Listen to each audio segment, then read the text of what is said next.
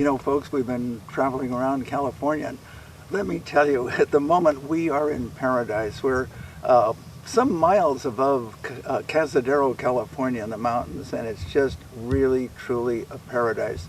And it's our pleasure to have you meet two great people. One I want to tell you about right now and have you meet Mary Pat. Mary Pat, great to have you here. It's so good to see you. Here's a very, very loving, wonderful lady, and she was just a shining light in the Compassionate Use Act, getting it through Proposition 215 in 1996. And she also is one of the spokesmen for Sonoma Alliance for Medical Marijuana, known as SAMM. And Mary Pat, SAMM could actually be a role model for the entire United States.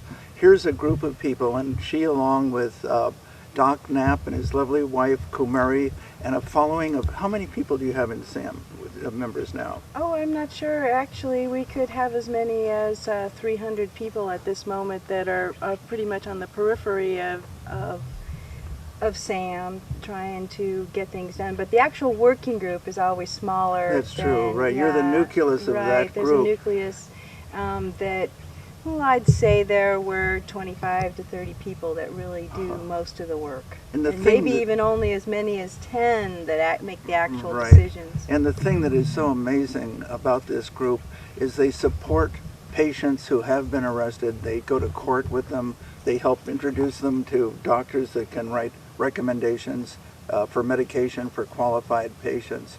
And one of the wonderful things about you is that you're a fantastic caretaker for your wonderful husband, Monte. And well, that's why I'm driven. I mean, this isn't about courage at all. It's about a need, that something that had to be done. Monte's father died of cancer, and we were using the cookies to ease his pain and suffering, and it brought him back to us, really. And it really made us all of a sudden aware of, Monte had been using cannabis for a long time, and he realized that he was using it in a capacity that other people weren't using it in. But when we saw his father come back from his pain and depression and nausea, and it was really a turning point for us. And then his brother went to state prison, and his brother looked at me and said, if I go to prison, we have to stop being cowards. And what did his brother go to prison for?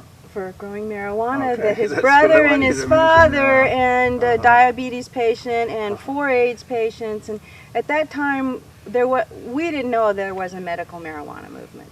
But the week after he went to prison, the week after he was taken away from us, we went to a conference in Santa Cruz, Getting Out the Initiative. And I met Dennis Perrone, and I met Chris Conrad and Mickey Norris. I met Dale Geringer. I met people that told us just how we were going to get these signatures. And I thought to myself, well, I can do that. You know, it's just a salesman job. You know, well, you're a super salesman. And Monte looked at me, and after he saw people like Valerie Corral and Elvie Masica get up and talk, and he looked at me with tears in his eyes and said, I'm a patient. I should be up there talking. And we went out, and with the first signatures, and they were so beautiful. They were red and green. You know, it was Christmas. It was December 1995, 1996, going into 1996, and they were red and green, and it was magic just holding those signature gathering things. And you bet. Well, you really pulled off a miracle. Really, you're a great help. Should we include this very handsome gentleman here? Hi, Monte. So Hi good there. to see you. Hi. Monte, you had cancer starting when you were 14? 14, yes, that's correct and stuff. And now, how did cannabis work out to help you, and what was your diagnosis? I lost my testicle when I was 14. And they admitted it was, you know, that they were worried about me, and that they had to do whatever they could do. And part of the treatments were cobalt radiation, that they radiated me on the front and back, up and down my spine. And it hopefully worked, because I was been cancer free for a long time after that.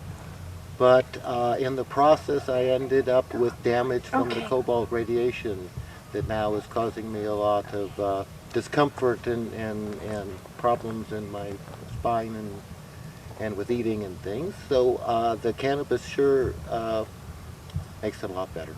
Right. I'm not going to ask you to take off your shirt, but Monte's chest and his back is just, it's something that would make you feel uncomfortable, what surgery, what cobalt radiation can do to a person. And it's just amazing how cannabis will help where other medications that are toxic have very negative side effects. And I think you've found, as other patients have, that cannabis works. It for is you. definitely the one that seems to have the least side effects for me, and is the most actually the effective. At the moment, I am taking other medications, opiates, methadone, and I've lost a lot of weight since I've been taking them, and I'm hoping that I can get enough cannabis that I can rely entirely upon the cannabis. Right now I am using other pain medications because I have to do something. But the cannabis minimizes the side effects of the pharmaceutical drugs that are The toxic. pharmaceutical drugs they take care of a little background, and the cannabis really is the one that makes it possible to do things. I found that most, or a great many, cannabis users have found that with the use of cannabis, they can smoke a lot, but they don't get as high, and you can still have cognitive powers to run machinery or whatever you're doing on your farm or ranch or whatever. Is that right? I think that it is a drug that affects you, that there's no question about that. I think type jobs that we have to really learn or do something you've never done before or something, it isn't the best thing to do. Any job that you know what you're doing and have the materials there and everything, that it can make it a lot more interesting and pleasant and possible, actually possible for me to do. It got to where I was hurting so bad that I couldn't concentrate on my work, that I'd get clumsy and things just because I was literally, too distracted. Are there things that you can accomplish better with the use of cannabis than without? Oh, without a doubt, and stuff. Would you care to mention a few? Well, any type sort of thing that requires patience and I was smiling because I was thinking of lovemaking. Oh, well, definitely. That is a fine effect, and we wouldn't be Well, anywhere what do you say without about cannabis. that? Yeah, right, boy, no, I'll tell especially you a Would you that like to person bring that's, that out? Yeah. lost their, testicles, both of their testicles. That is one real big concern, and we're still making love, every day after 30 years. So Right. that's, cannabis is probably not a well advertised, side effect of cannabis, but it's certainly really important to us. That's beautiful. I had the pleasure of speaking with Keith Strop the other night, founder of NORML, Yeah, the I National know Organization Keith. for the Right. Reform of Yeah. Marijuana Laws. Great guy. And he asked the title of a new book that I'm working on that'll be out in the near future. And I don't know if we should mention the title or not at this time. However, Keith said, as far as cannabis goes, he said people that use Viagra, they haven't tried cannabis. That's right. So, That's, my yeah. opinion. It relaxes you and puts you in a different place. It turns off all the other daily worries that you have and lets you concentrate on the job that's at hand. That's at hand, right. Yeah. So you don't have distractions on whatever else might be distracting you normally. And this is something people don't realize when they think that Wonderful. people smoke grass, that they can't do anything. And that's certainly, we know, is not true. oh, definitely. I've conducted a business all my life that I have been loaded or high. For years, we went around to county fairs and we produced redwood signs where I'd route people's names in pieces of wood and stuff. And beautiful pictures. And pictures and all kinds of things. But I would definitely, to sit there and hold on to this screaming banshee of a machine, it's much more bearable when, you know. But it was harder for me to sell a sign. Yeah, as far as selling a sign, that was not a good thing, but creating a sign, yeah, that was a good thing. So and I've different jobs have different reasons. I have experienced a group of people getting high together, and whereas most of the group would be somnolent, ready to just kind of sit and think, Monte would suddenly jump up and be ready to go pound steaks and do things. He'd drag us all off and get us busy, because all of a sudden he wasn't in pain anymore.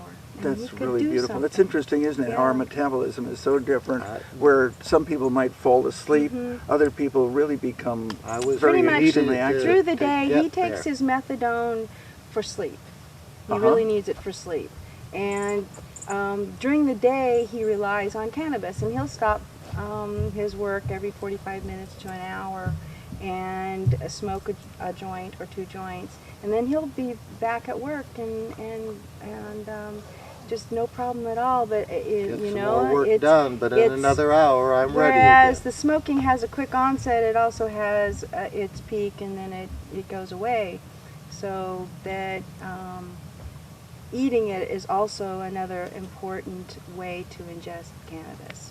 It isn't just smoking. Smoking is very important for the quick onset. If you're nauseous, you can't take a pill and have it, you know, go into effect 45 minutes to an hour later. Or if you're in pain right now, or if you need to eat, you need the quick onset that smoking brings. Right, it's as fast as an relief. injection. It is just it's amazing. It's actually it's actually, you're taking a solid. It's quite sophisticated, really. You're taking a solid and turning it into a gas and ingesting it into your bloodstream immediately. And the only other way you can do that is through injection.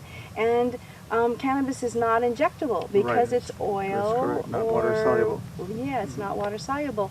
So smoking is not the bad thing that. And also now Monte's type of cancer, testicular cancer, has a tendency to spread into the lungs. That's in 1964. That's why they radiated him up and down in the back. And this was cobalt radiation, which they don't do to people anymore. They put him in a lead-lined room with a lead-lined door and ran out of the room and blasted him. Nowadays, they have types of radiation that can go through the skin and pinpoint the tumor. In those days, they blasted everything so that he has 8 squares, 4 in the front and 4 in the back. That over time, because radiation is like a sunburn, sunburns are a radiation burn, and you feel it the next day. Right. Well, it was years later when Monte started hurting, and no one could figure out what was wrong with him. He had these hairless patches, you know, on his chest where he should have been growing hair. And then later they became atrophied and inset, and now that all they are is scar tissue. And that's what the radiation did. And we were very frightened for a long time when we finally realized in the 90s that this is what was happening to him at last, after scores and scores of doctors couldn't figure out what was wrong with him and why he was in pain all the time. That the radiation damage was doing it. The scar tissue was twisting all the muscles inside, and we started to worry, well, all of his organs have been blasted. His stomach, his intestines, his heart, his liver, his lungs. Now is it just going to burn a hole right through him? What's it going to do? You know, this is very frightening. You've used Marinol. Monte has used Monte Marinol. has used Marinol. Yeah. Okay, tell me about it. How much did it cost? Well, I can tell you about the cost. We got it because we're taking a little trip to Mexico with his mom, and we didn't want to take smokable cannabis down there, even though he has his paperwork. I just didn't want to go through that. So we bought the Marinol, and it was more expensive than the 2 airfares round trip for us. So how much a month would you say it would have it was cost about, to continue with it? It was over $500, and it wasn't enough. He for still that, had, for what length for of 2 time? weeks. For 2 weeks. So we're talking about over $1,000 a month to do the job. And that wasn't enough for him. Yeah, that it wasn't take enough. more. So it would have cost you more than $1,000. More than that, yeah. Probably And it did not control his 2,000. spasticity at all. Wouldn't you say, Monte? The spasticity was one thing that didn't have any effect on at all compared to just even the leaf of the plant will help the spasticity. And how fast does the cannabis work? Well, smoking for The spasticity? Marinol or No, the cannabis. the smoking and stuff almost instantly. Okay, and the Marinol didn't touch it. Well, for the spasms? the spasticity, no, Marinol does not seem to affect my spasticity at all. Mhm. You know, And how about appetite with Marinol? Um, Some people it helps, others it doesn't. yeah, I don't think it's as effective for me as the plant by any stretch of the imagination. I know It it's has not. some effect, but it's certainly not. Again, I think that I could be taking a lot more of the Marinol, but it was so expensive that I didn't. We just took so much, and then I spaced it over the 2 weeks. But if I was looking for a relief of it, I think I would have taken more than than we got. I feel that there must be the other cannabinoids that are helping him with his spasticity and his appetite. We did a direct experiment. In a subsequent year, we just took cannabis capsules. I took the flower tops and leaf that he would have been smoking, and put it into capsules, and he just used that and the methadone, and his appetite improved, his spasticity improved. The only problem with ingesting is that if you get beyond your pain level or your need and you take it, you have to wait. And that's with Marinol or with any kind of ingested cannabis. You have to wait for it to take effect. And you don't know at that point whether you've ingested enough or not enough or too much. That's why smoking is, you can titrate your dose so easily. Absolutely. Right. Easy to control. Yeah, this is the thing that I've found in interacting with thousands of medical and relaxation users of marijuana. Yeah. That you can adjust your dose, which many people don't understand. Oh, where you very could take definitely. one puff, if it doesn't work, you take another puff. And the interesting thing is, another thing that so many folks don't realize is that the stronger the cannabis is, the less you use. So the less possible harm it's going to do. When you're just sitting around a campfire, you're going to have some effect from smoke. Monte has had numerous CT scans of his lungs, numerous x-rays of his lungs. They were very worried about it spreading into the lymph nodes. Mhm. And there has never been a doctor that said, oh, well, you smoke too much. In fact, one of the What's tests wrong that with your he lungs? did, the doctor said, well, all this proves, I don't know why they took this test, all this proves is that you don't smoke. And at that time, he had been smoking for 15 to 20 years. And that's, anecdotal. Right. But I think they're going to find that even with the particulates, the particulates that you get through smoking, the benefits of smoking cannabis are amazing. Outweigh And that's whatever. not to denigrate the value of capsule And marijuana. other ways of ingestion. Yes, the capsulate marijuana, the whole cannabis capsules, seem to help longer acting. They're longer acting. It's much better for his spasticity and his appetite in general. So both. Right. And so far as your lungs being clean after all that smoking, I had tuberculosis when I was 5 years old, and I was in bed for 1 solid year. And the doctor said, never smoke cigarettes. And he didn't tell me, though, not to smoke pot. And let me tell you that I'm a cancer survivor, and I've smoked, needless to say, a lot of cannabis, and my lungs are perfect. Mm-hmm. Yeah. They always, that's one thing that the doctor always is sure to check and put in the consult, his recommending physician for cannabis. His lungs are clear. Right. Yeah. Yeah. I don't know if I want to admit it or not, but I'm in my 70s. And I've had x-rays and the You can doctor said, admit that. I That's hate to do wonderful. it. Yeah, but doctors have said, hey, you got lungs like a 20-year-old. Yeah. I'm not saying that cannabis improves your lungs, but it certainly, as far as I'm concerned, and from thousands of people that I've talked Yes. to, it doesn't hurt them. It, It's not going to harm them, unless you're, have some other problem going along It's with it. again anecdotal, but I would Right. say that if you look at the Jamaican people, and as much as they smoke, and the people that belong to the Coptic Church, and how much they smoke, and we're not seeing incidences don't have of problems. mouth cancer and lung cancer coming out of these populations. It's true. Well, I'm looking forward to seeing your medical chest. Yeah, All well, it's a right. fun thing. Now, see, now that's another part of cannabis that's really wonderful. I have to mention that before cannabis was legal for medical users, no one could talk about it. It was a scary thing. Right. One of You the had to wonderful things hide. about SAMM is that we are able to share our growing experiences. It's really opened up a Help whole each new... other. Yeah, You bet. and it's turned out that it's a very therapeutic thing for patients to be doing. No question about it. Yeah. So let's go. Let's go. Okay, hang on. Stop camera for a minute. You know, Mary Pat, one of the things I wanted to ask you as a knowledgeable activist is that quite a few people here in California that are medically qualified to use marijuana, they're being arrested. Now, what do you think about that? And I mean, I know you don't like it, but what do you think we can do to stop it? It gives me, yeah, it hurts my heart. It makes my stomach turn. It makes me realize that I have to get out and do this. Otherwise, I'd be here taking care of my husband, and I realize the job isn't done yet when I hear that people are, their whole medicine crop is being taken for the second time in a row. And it's not just arresting. You know, the first time they come in, they arrest, they take everything in your household and turn it upside down, which most people who've never been involved with law enforcement or outside of the law at all don't realize that this is happening. They realize that this is normal procedure for marijuana investigation, is to take apart your entire house, to take your records from you, to leave you lying on the couch without your medicine, without a drink of water, without being able to go to the bathroom for 8 hours at a time while they film you and everything that you're doing. It's frightening. It's so against our Constitution and what this country was founded on.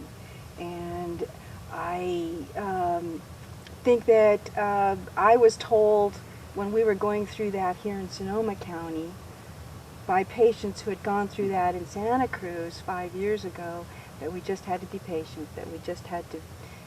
It's really ironic that it is the people that are so sick that are on the front lines, you know, and that's what I feel, that we're just going to have to be patient about it and wade through it and continue to support each other. And one of the most important things that SAMM did was hold people's hands going to court. You bet. I've Absolutely. had people tell me that they were ready to commit suicide, and that they just couldn't expose their whole family and everything to this. They seriously. I had a lady in her 70s who was going through 2 eye operations, who did not want to expose her family to all that. The DA's office can be ugly. They can make you look like an evil person, and that's their job. They're doing their job, and so people are afraid to go forward, and they don't know what lawyers to talk to. They don't understand that this is just a game that law enforcement and the court system plays, and that the same things happen over and over and over and over again. So one of our most valuable contributions, SAMM's most valuable contribution, I think, was supporting these patients, and it paid off. Because eventually the DA is listening to us now. Right. And this is something I'd like to really emphasize, excuse me, is that Mary Pat and the SAMM, Sonoma Alliance for Medical Marijuana, is able to work with our district attorney here in Sonoma County, Mike Mullins, and with them in doing so, I want you to tell now how many plants can be grown and how many pounds of cannabis a patient can take. It took us a long time to educate these guys, and we started out right away in 1997, January of 1997, when the law took effect, and started going and talking to them. And they'd set up the meetings so early in the morning, I'm sure they thought that these hippies from the hills weren't going to make it in. And we didn't know. It seemed like everything we put forward, they'd say no right away. And we'd come back the next time and talk to them again. And it was months and months, and there were many times when we were just really discouraged, and we'd put forward something like garden review, and where they could come in and look at the size of our garden, look at the doctor's records and see how much the person was ingesting and see if this looked, compatible. And they would say they're coming out for garden review, and instead they'd come out with a warrant and they would arrest and take plants. But we kept presenting these studies, the DEA studies done at the Mississippi farm for, that's where all the studies, where the marijuana comes from, for all the studies that they say aren't. Yeah, that's so ridiculous. Yeah, A thousand studies against marijuana have nothing to do with it. That's where the marijuana comes from. Right. And Mahmoud El Soli did a 2-year running study in 1992 and 1993. And Ed Rosenthal was one of the first people to give me the study, and Chris Conrad worked with me on the study. We educated our law enforcement and our DA. We gave them these studies over and over and over and over again. And we tried to come up with what would be reasonable for a patient's garden. And I all along was recommending that, just like any other drug, that a patient should be recording their usage. And then from there we could determine how much to grow. Right now, we have determined anecdotally and through many discussions with patients around the country, patients that are in this investigational new drug program, how much they receive. LV receives, Masika receives 6 pounds a year. And that's approximately 2 ounces per week. We're finding that, in talking to our patients, there's a big range, but I would say that there's an average of 1 ounce per week being ingested by a patient. That's a lot more than a normal, responsible user, an adult user would use. So you're allowed 99 plants a year, right, that you can grow? Well, exactly. That's not exactly the way it works. The way it works is that you're allowed 3 pounds. Okay. That's an average amount. You and can have 3 Monte pounds can in your have more possession. than that. Right. Because he has recorded that in his doctor's records. But 3 pounds is a good average spot. So if you don't know how much you use, start out at 3 pounds. And to produce this 3 pounds, about 100 square feet of canopy is necessary. That's the amount of canopy, green leafy material, that the sun will hit. All right? So that's what's important, is your 100 square feet. Now, in this 100 square feet, you can have up to 99 plants. And the only reason it's 99 plants is because 100 plants get you under federal scrutiny. Federal sentencing guidelines start at 100 plants. So I've always told people, SAMM has always told people, keep away from growing more than 100 plants. You can grow what you need. And we're approving it right here, right now. So the fact that we can have 99 plants is awesome, however, because now patients who cannot grow for a full season can take clones that are 1 foot tall and put them out in this 100 square foot space, and 99 plants at 14 inches diameter will equal about 100 square feet. And you've got your 3 pounds. So this means that they can take, and these will flower in 8 weeks. So now a patient that can't grow from seed to finish, can't grow for 8 months out of the year, can grow for about 2 to 3 months.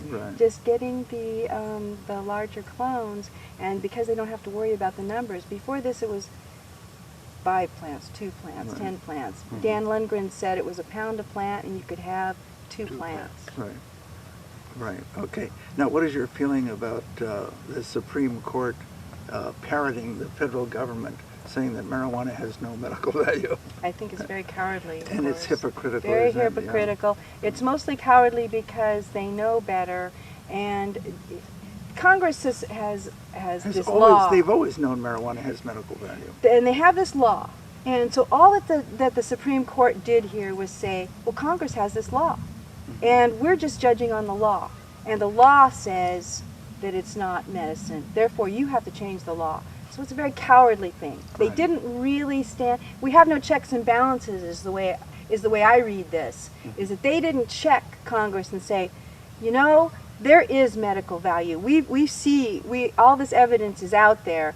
You investigate this. You change this law. Right. Well, we can't say it often enough that the 1937 Marijuana Tax Act only prohibited the non-medical use of marijuana. So the federal government has always known this is medicine, and they've been lying to us, folks, for more than 60 years, Yeah. right? That's right. Yeah.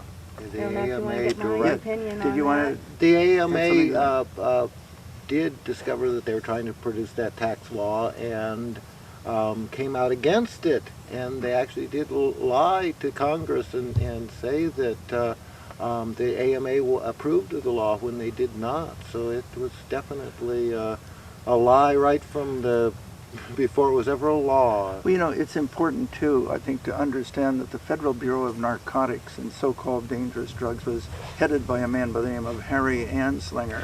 And it was Anslinger, you know, as a one-man crusade against honesty, convinced Congress that marijuana is the most violence-causing drug in the history of mankind. It'll turn people into criminals, and many marijuana users become hopelessly insane.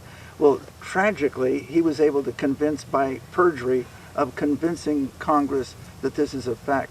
And when it came up for a vote into Congress, congressmen in those days didn't even realize what marijuana was.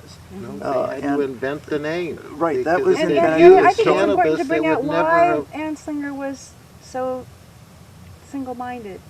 Anslinger What was going to happen to him? Well, what was happening is when alcohol prohibition ended, he needed a Had new no evil job, to go after didn't because he? his people were having to go out and knock on doors and get jobs. And Anslinger realized, if I don't come up with a new evil, hey, I mean, what's going to happen to the Department of Narcotics, Federal Bureau of Narcotics?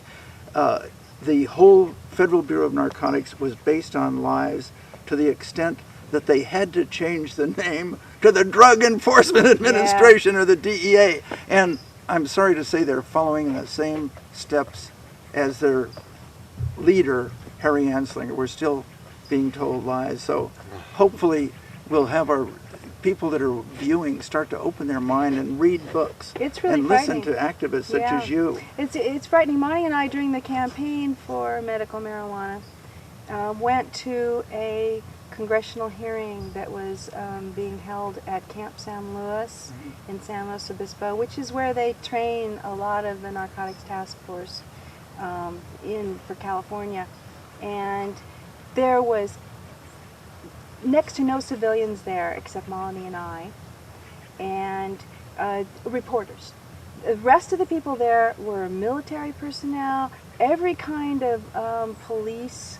Coast Guard. Yes, or probation officer Border organization. patrols. It's every kind of law enforcement had their hand out. We need the money. We can't stop this. Millions you and have to give millions, us more hundreds of money. millions, So it's obviously it's all about jobs. It's a lot about of money. entrenched. It's about And greed. it's easy. Oh, it's so easy. Obviously, they're coming against people like us. It's easy to We aren't going to intimidate shoot us. at anybody or hurt anybody. And In fact, one of Sam's recommendations is don't keep a gun. Or if you keep a gun, keep it locked up and keep the ammunition separately, because when the officers come out to investigate, they will only use it against you. Right. one more And detail. what is that? That's our Second Amendment, or Right, that's one of our definitely. most important Bill of Rights. to be able to Right. carry a gun. Not if you're Let's a go medical look at your patient. garden No, now. do that. Hey, the girls. I want you to ask Monte one question. green Yeah. Down Oh, there. Yeah, he was okay, I asking thought you were me. just giving me a clue No to problem. close it. I want to stop there. I just want one question. He looks like such a good director. Right. I want you to ask Monte how he feels about what Mary Pat has done for getting him his medicine and other patients also here in Sonoma County. How it makes him feel, Okay, Oh. great. and what and makes it feel what he thinks of her in this accomplishment, because she has really accomplished quite a feat. And also maybe her work in 215, you know, how it made you feel. I know that you was a part of it, but I know that you've also said that she's very instrumental herself. Oh, obviously, without a doubt. We were a good And team. I just kind of want your honest opinion of it. Okay, and then Well, I we'll can go to try. the garden. That one question, and that's all we need. Okay. Chad, Okay. Don't be bashful anytime, just to go like Go that, ahead. like you're to go, you're rolling. If that's okay. You're rolling. Okay, pal. Monte, I wanted to ask you, Mary Pat, as your caretaker, and she's literally the caretaker for hundreds of other people as far as giving her love and attention and knowledge and so on. How does it make you feel? Oh, extremely proud and without a doubt. The amount of, I mean, this is hard stuff.